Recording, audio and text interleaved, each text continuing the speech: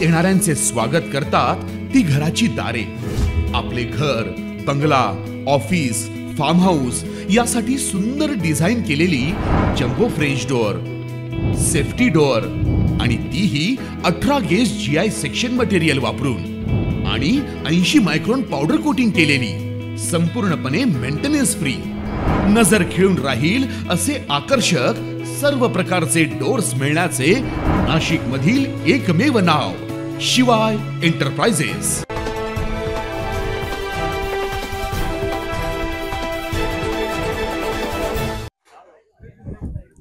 आहा, काय वातावरण, काय हिरवळ, पण काहीतरी ओके नाहीये.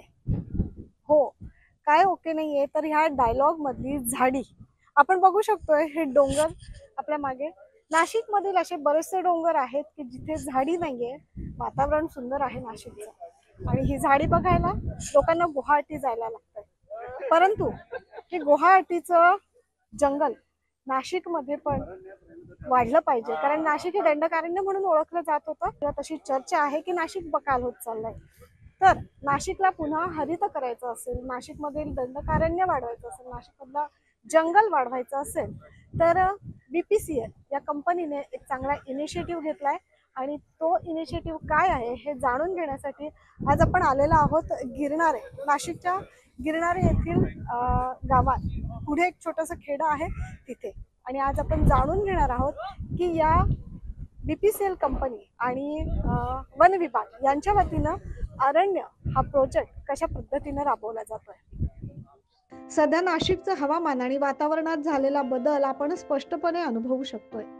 यावर्षी उन्हाळ्यात जाणवलेला प्रचंड कडाका, सहन न करता येण्याजोगं तापमान आणि मागील काही वर्षांपासून नाशिकमध्ये न होणारा समाधानकारक पाऊस, हे सर्व वातावरणातील बदल निसर्गाचा समतोल बिघडत चालल्याचं लक्षण असल्याचं म्हणायला हरकत नाही. तेव्हा नाशिकची वनसमृद्धी वाढवण्यासाठी आणि जमिनीचं पुनरुज्जीवन व्हावं हा उद्देशाने भारत पेट्रोलियम कॉर्पोरेशन लिमिटेड म्हणजेच BPCL पाईपलाईन CSR टीम यांच्यासह नाशिक परिक्षेत्रातील वन विभागाच्या सहकार्याने अत्याधुनिक तंत्रज्ञान सीड कॉप्टर वापरून CSR उपक्रम अरण्य हा प्रकल्प हाती घेतलाय. या उपक्रमाचा शुभारंभ आज नाशिकच्या गिरणारे गावातील गंगा म्हाळुंगी या गावातील डोंगरावर करण्यात आला. नाशिक जिल्हाधिकारी जलश शर्मा, नाशिकचे उपवनसंरक्षक पंकज गर्ग, BPCL पाईपलाईनचे कार्यकारी संचालक Biju Gopinath, CSR BPCLचे GM Rajan M आदी मान्यवरांच्या उपस्थितीत अरण्य या प्रकल्पाचा शुभारंभ संपन्न झाला.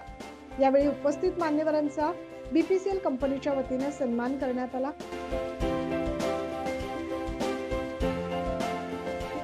अरण्य प्रकल्पामध्ये GIS मॅपिंग वापरून जागेची निवड केली जाते, समुदायाची निवड केली जाते, सीड बॉल उत्पादन आणि ड्रोनचा वापर करून सीड बॉल डोंगर माथ्यावर पसरवणे अशा सर्वसमावेशक नियोजनाचा समावेश आहे.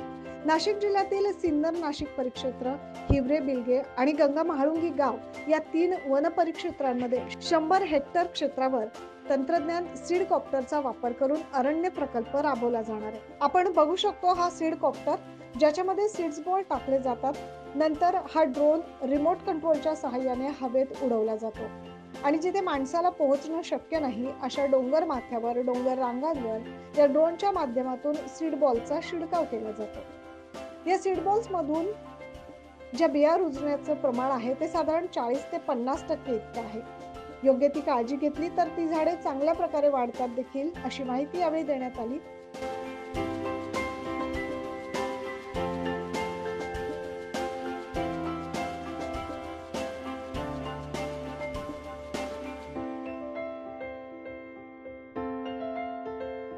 जंगलतोड झालेल्या जमिनींचं पुनरुज्जीवन करण्यासाठी, स्थानिक जैवविविधता वाढवण्यासाठी आणि पर्यावरण संवर्धनासाठी 2 लाख सीड बॉल्सची लागवड करून पर्यावरण संवर्धन करणं हे या प्रकल्पाचं मुख्य उद्दिष्ट आहे. या माध्यमातून कारंजा, नीम, सागवान, इंडियन रोजवूड, खैर, ब्लॅक प्लम आणि आंबा इत्यादी झाडांच्या बियांचा समावेश आहे. या व्यतिरिक्त स्थानिक समुदायांना सीडबॉल उत्पादन आणि जमीन व्यवस्थापन, पर्यावरण जागरूकता वाढवणे, आर्थिक संधी निर्माण करणे हे या प्रकल्पाचं उद्दिष्ट आहे. तसेच झाडांची वाढ आणि संगोपन योग्य पद्धतीने होतात का यासाठी प्रगत निरीक्षण प्रणाली वापरली जाणार आहे, अशी माहिती वनसंरक्षक पंकज गर्ग यांनी दिली. इकोसिस्टम आणि लोक दोघांनाही फायदेशीर ठरेल असं योग्य वातावरण निर्माण करणं हा या प्रकल्पाचा उद्देश असल्याचं यावेळी सांगण्यात आलं. सीडबॉल टाकून फक्त झाडं उगवणे एवढाच उद्देश नसून त्या झाडांचं विविध धोक्यांपासून संवर्धन करणे, ती झाडे मोठी होईपर्यंत त्यांची काळजी घेणे ही देखील जबाबदारी वनक्षेत्र विभाग यांच्या सहाय्याने आम्ही पार पाडणार आहोत. सोबतच स्थानिक लोकांना साथीला घेऊन त्यांचं जीवनमान सुधारण्यासाठी प्रयत्नशील राहू अशी माहिती या प्रसंगी बिजू गोपीनाथ यांनी दिली. हमको इस सीड को मॉनिटर करना पड़ेगा through drones and through other methodology through satellite, and हम इसका इंश्योर करेंगे कि एटलीस्ट ये जो जर्मिनेट होते हैं करीब करीब 40-50% इसमें जर्मिनेट होते हैं, बट इनकी सस्टेनेबिलिटी 2-3 साल में जब ये बड़े पेड़ बन जाए और ये वातावरण के जो जिस लक्ष्य से हम लगाए वो उस पर खरा उतरे, उसके लिए हमको करीब करीब 3 साल वेट करना पड़ता है. तो इसके लिए भी हम फॉरेस्ट डिपार्टमेंट के साथ मिलकर इसमें एक पद्धति बनाएंगे और इसको इंश्योर करेंगे कि ये प्लांट प्रोटेक्टेड रहे. हम बहुत आभार हैं the forest department, the CCF and the DCCF and the entire forest department and the administration for giving us the approval for doing this activity. I think एक बहुत बड़ा एक स्मॉल स्टेप है हमारे तरफ से, जो बाकी जगहों पे भी इनफैक्ट बाकी कॉर्पोरेट्स भी एमुलेट करेंगे. मुझे लगता है इसको देख के, हम इसकी सफलता को देख के बाकी कॉर्पोरेट्स भी एमुलेट करेंगे. तर जिल्हाधिकारी जलज शर्मा यांनी या उपक्रमासाठी शुभेच्छा दिल्या.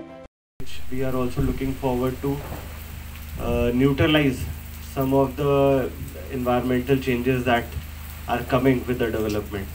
So in such an initiative, I was very interested to see what activity will be done here today, and I'm sure not only today but in the future also this activity will be sustained, and I hope to see very good results, so that there is a lot of opportunity in a big state like Maharashtra with big forest cover and a lot of areas where such an activity can really show results. If we are able to achieve something good out of this, we are definitely looking forward to do lots and lots of this kind of activities, even from our own district funds. अरण्य हा BPCL CSR फंडच्या माध्यमातून राबवला जाणारा भारतातील सर्वात पहिला प्रकल्प आहे आणि हा पायलट प्रोजेक्ट नाशिकमध्ये यशस्वी झाल्यास संपूर्ण महाराष्ट्रभर अरण्य प्रकल्प राबवून मोठ्या प्रमाणात वनसमृद्धी वाढवण्यासाठी आम्ही प्रयत्नशील राहू असं आश्वासन BPCL टीमच्या वतीनं यावेळी देण्यात आलं. 9 न्यूज महाराष्ट्रासाठी प्रतिनिधी सुनीता चौहान.